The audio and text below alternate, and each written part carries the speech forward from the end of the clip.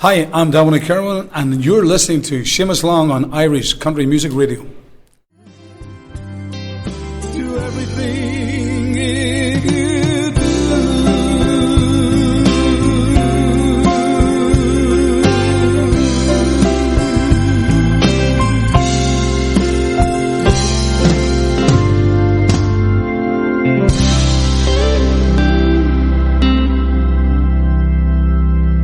That is, of course, Mr. Dominic Kirwan and the answer to everything.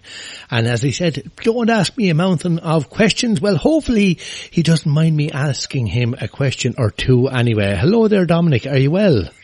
Hello, Seamus. How are you doing? I am very well, thank you. Great to hear it, great to hear it. And it's great to have you on board as well. Fantastic voice, of course, of your own good self. And now, of course, you're on the road a little while, shall we say. You're on the road a good while, shall we say, at this stage.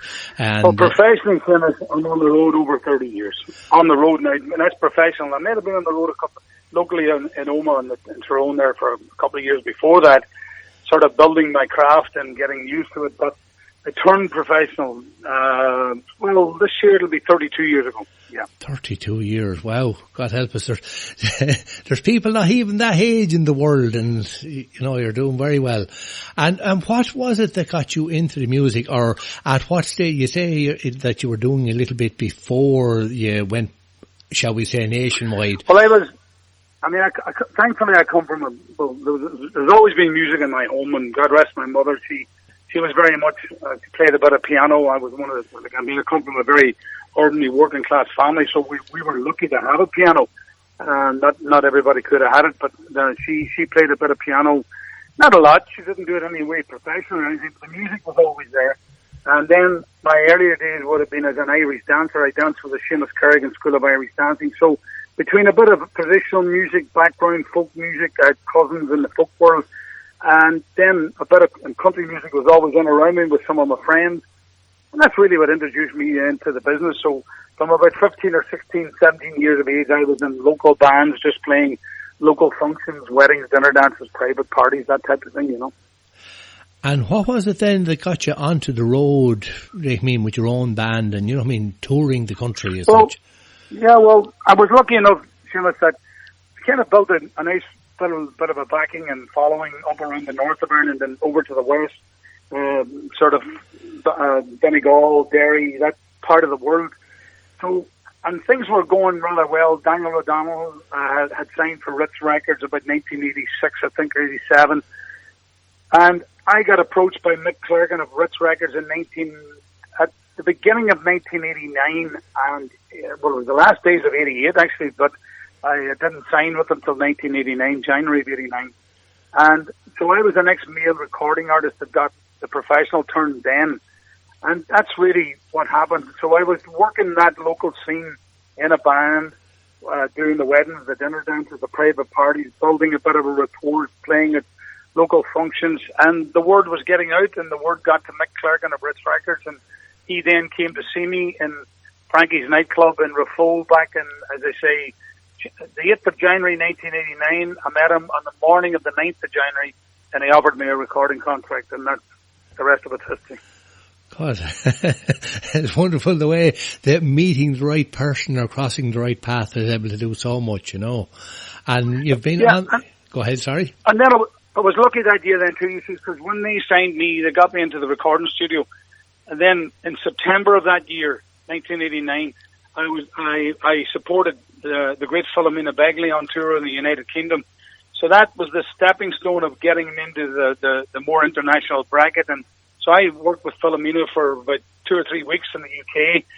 And then the following year, I toured with the great Charlie Pride for 5 weeks. Wow. The following year after that, I toured with Tommy Wynette for 5 or 6 weeks. And so by doing all those things, there were doors opening for me all the time. And, so I suppose I was one of the flavours of the month then, Yeah, but of course, like, I mean, flavour of the month, but you have to have a bit of staying power to make it last for 32 years. You know, you don't, a month is only, what, you divide 12, I won't even try and do the maths on it. And you kept going then, like, I mean, you put your own band on the road after that then, and you've been going, and who, shall we say, when you say international, you've been across to England and that, have you been abroad, shall we say, to the US or tried Nashville?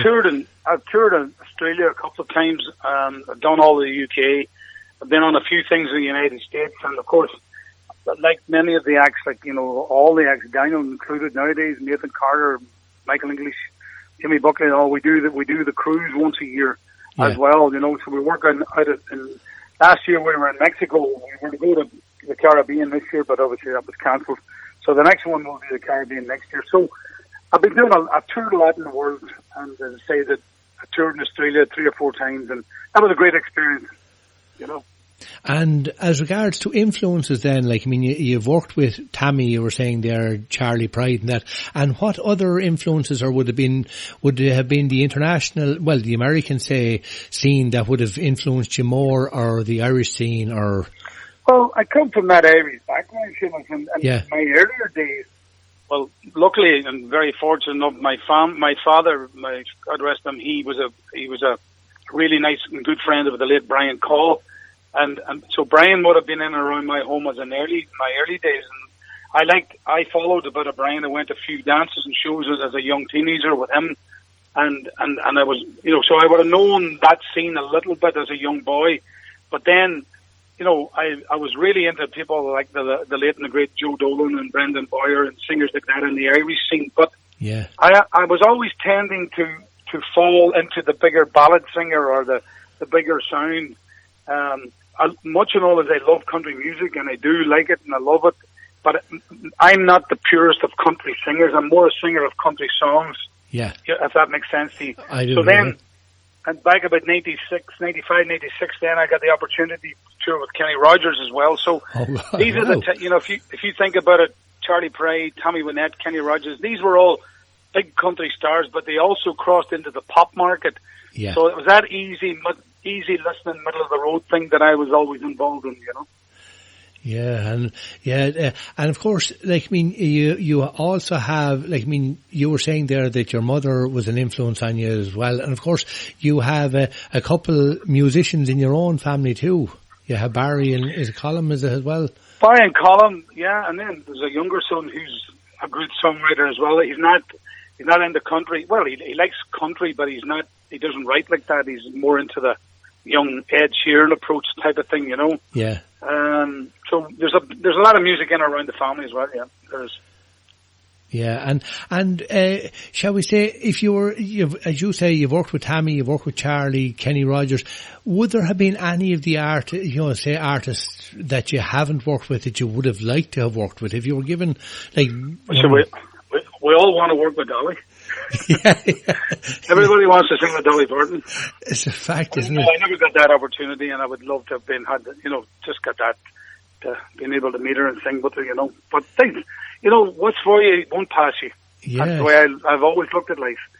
And sure, I've been with some of the greatest. Sadly, they're no longer with us, but I have toured and been with them and in their company and spent time with them. So I'm very grateful for all those sort of things, you know. A lot of people in life will never have got those opportunities, but I did, and I'm very grateful. Yeah, and would, like, when you were going, say, like when you were started, has the music scene changed much, say, from when you started out there 32 years ago to what's now? Like, what differences would you see? It has changed immensely. Sadly, I think sadly as well, because you know, when young acts were coming along, there were loads of outlets to play, and there was loads of places to go. But this last few years, prior to the pandemic, you know, there weren't as many venues. The bigger bands weren't giving the opportunity for some of the younger guys to come along, and you know, it was getting harder by the day. And national radio didn't really cover much for country music. The late I know Culver covers it once a year, but I think that's then so that they can tap themselves in the back. It's basically not the true story of country music in Ireland, what they show. It's a cross-section of it, but there's no doubt about that, but there's a lot more going on. So it has become a lot more difficult to break down the market and to get involved in it, and more expensive as well. It's become very, very expensive to be part of it, you know. So for young guys and girls to get into it, it's not an easy thing. It's not easy. Yeah, there is a lot of expense. I mean, especially on the big band scene, if you don't get in a crowd of 250, 300 any given night, it's nearly a failure for you because you're not paying the bills. Yeah, and you know, 200 or 300 is a lot of people to get these days. But remember our great show band days and our big country bands of yesterday. They were doing 2,000 people, not 200 people. Yeah. So it shows you how the market has changed in a big way. Yeah, I remember talking to, because I do a little bit on the scene myself, and I remember talking to guys and they're saying that back in the 70s and 80s, even into the 90s, they'd be asking what night were we off next month, rather than... Yes, that's it. That's the way it was. Whereas bands, last while, a lot of young bands trying to get out there and work, you know, they'd be lucky if they got themselves 2 nights a week. Yeah. So it's changed. It has changed. And I think the pandemic will change it again. I don't know how it's going to do it, but I think we might be looking at cabaret rather than dancing immediately. Dancing someday, I'm sure, will come back, but I can't see it coming back immediately, you know. Yeah. Now, I have a load of different people actually sending me in, because I'm very conscious of the fact that you have another appointment in a little while, and I don't want to be holding you up. But I have a load of different people that have sent in messages to say hello to you. There's Sarah Grant and Emer Boggs, and they're saying that they can't wait to see you again in action, and they're missing going out to the shows and your concerts and all that. So those 2 guys, they would be dootering about Donegal or Derry, up around that part of the world. Yeah, they're big fans of yours anyway, you know, they're huge fans. Thank you. And Anna Power in Galway, and she is... Sorry? Hello? Just little phone reception, you know yourself. Anna Power is in Galway there, and she wanted to say hello to you as well. And a happy belated, I did send a wee message that she was 60 years of age the other day, so congratulations, Anna. Oh, great, and happy birthday to you, Anna. And Marie Byrne down there in Wexford, she's mad to say hello to you as well. How are you doing, Marie? I hope you're keeping well. And we have Valerie Wilde, she's over there in South Africa, would you believe? And she... Oh, Valerie. Yeah, Valerie. And Lev and Gloria Jackman are listening in over there in New Brunswick in Canada. And they actually saw you a number of years ago, would you believe? They were at a concert of yours, and they said that they really enjoyed it, and wanted to, said they met you once in a concert in St. John's in Newfoundland in 2016. I was in Newfoundland there not a few years ago, yes. Yeah, and in the Costa del Sol in 2019, they met you there with Maggie May and Brian. For God's sake. Well, thank you for contacting us tonight. I do appreciate it. Yes, and we have Anne Cannon, of course, you know Anne, she's a great lady on the scene. And, I do indeed. And Michelle Orr is over there in Bedford, I should say. I keep saying Bradford. Bedford in England, yes. And Barry Kinney, he's listening there in Wexford. He's in Wexford. Yeah. And is he not at his guitar lessons? He goes to guitar lessons, Barry Kinney, you know. Oh, he does, yeah. And you see, I'd say he took time off so as he could listen in tonight. There's some things that take priority, you know. You have to get your priorities right in this life. I do a live YouTube on my YouTube channel every Wednesday night. By the way, for anybody that would like to tune in at 8:15 tomorrow night on my YouTube channel, it's called the official Dominic Kirwan YouTube channel. And I do an hour there every Wednesday night. Barry's one of the great, he's one of the many that contacts me. That's how I know about his guitar lessons, you see. And, and then there's Maureen Burke is in Leitrim, and she says to say hello to you. Yeah, Nicola Arnold and all the family there in County Meath. There's Nicola, there's Sonny, there's Kaylee, there's Aoife, and there's Ian, Mini Gigi. Oh, hello to all the family. How are you all keeping? Thank you. Yeah, Ron Hinsley's over there in Wolverhampton. He says to say hello to you. He's a great listener to the Thanks, station. Ron. And then we have Anne Foley is listening in as well. And Michael McGlone is listening in. And Anthony Sullivan. And Margaret Cleary. And Libby Phelan. And we have Teresa Evans. She's listening in with the family there in Temple Oak. And Fantastic. God, there's great listeners. There's many people listening to the show. I don't even show it. yeah, and now we have, I'll tell you, I don't know whether you can do me a favour or not, but we have Peter Ryle is here on the station, and Ivana, she's from Poland, and she's one of our presenters as well, and she absolutely loves a song of yours called Crazy Beautiful. Would you be able to sing one or two lines of that just to keep her happy at all? Could it be done? You don't go, you're catching me on the spot here tonight. Apologies for that. No, apologies, Dominic. No, you know something, see when I'm caught out like that, I'm the worst in the world for remembering stuff, to be honest with you. You should have told me before we come on. She sent in a message there now, and I'm a kind of I'd be kind of a nervous. She's crazy beautiful, crazy beautiful. She's sweet, she's kind, the Lord designed her just before this man. There you go. There you have. Well, it's like this now. If that doesn't get her happy, there's no hope for anyone. She's awesome, wonderful. And that's a good song, that. I like that one. She's really beautiful, yeah. Good song. Yeah. Well, I'll tell you, as I say, I'm very conscious of the fact that you have to head off there, and thanks a million, Dominic, for coming in and, I should say, for being in and taking the call from me there tonight. We always love... Seamus. Honestly, a pleasure. And send me your email too, because obviously I would have had a new album with you, but we didn't know. Yeah, no problem at all. But thanks a million, Dominic. And going to play out with one of yours here, and that is My Irish Molly-O. And thanks a million, Dominic. Thank you, and thanks to everybody who contacted you tonight on the radio, and much appreciated. Thanks for your support. And just stay safe, and with God's help, we'll be out of this real soon. Take care. Thanks a million, Dominic. Yep.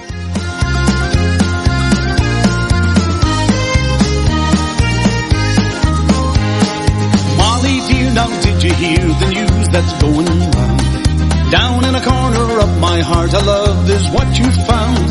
And every time I look into your eyes of Irish blue, you seem to whisper in my ear, my love is all for you. Oh, Molly, my Irish Molly, my sweet and Cushla dear, I'm barely off my trolley, my Irish Molly, when you are near. Springtime is only ring time. Come dear, now don't be slow. Change your name, go on your game. Begorra, wouldn't I do the same? My Irish Molly, oh.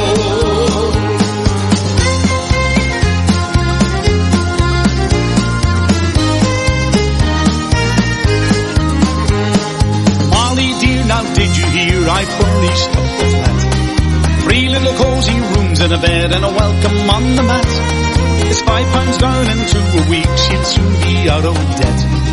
It's all complete except they haven't bought the cradle yet.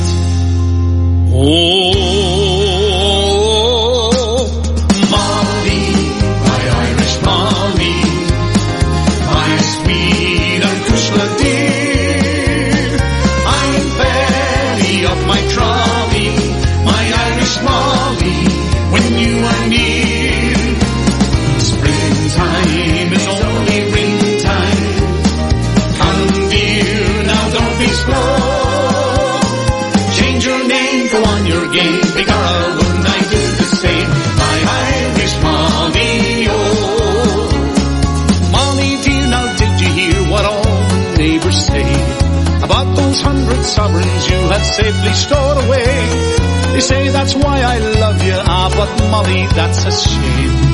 If you had only 99, I'd love you just the same. Oh, Molly, my Irish Molly, my sweet Acushla dear, I'm fairly up my trolley, my Irish Molly, when you are near. Springtime is only ring time. Come dear, now don't be slow. Change your name, go on your game. Begorra, wouldn't I do the same? My Irish Molly, oh. Change your name, go on your game. Begorra, wouldn't I do the same? My Irish Molly, oh.